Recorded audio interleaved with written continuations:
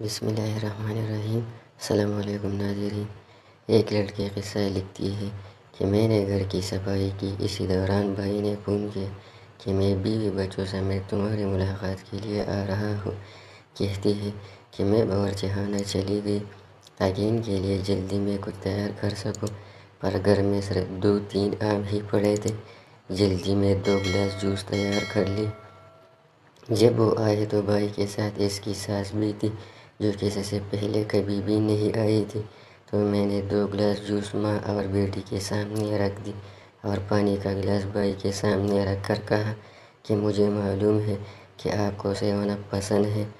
بھائی نے جیسے ہی گلاس منہ سے لگایا تو سمجھ گیا کہ یہ تو پانی ہے۔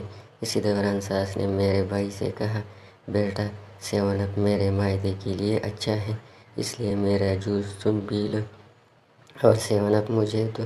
یہاں پر میرے اوزان خطا ہوئے، سخت شرمندگی ہوئی کہ میری چالاکی رسوا ہو گئی، پر اللہ میرا بھائی سلامت رکھے۔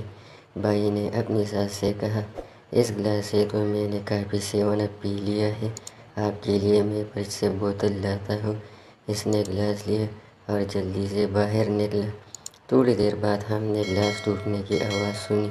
بھائی واپس آیا، ساس سے کہا کہ 7 اپ کا بوتل تو مجھ سے گر کر ٹوٹ پڑا، میں جلدی سے تمہارے لیے دکان سے ایک بوتل لے آتا ہوں۔ ساس نے سختی سے انکار کیا کہ چلو، یہ میرے نصیب میں نہیں تھا۔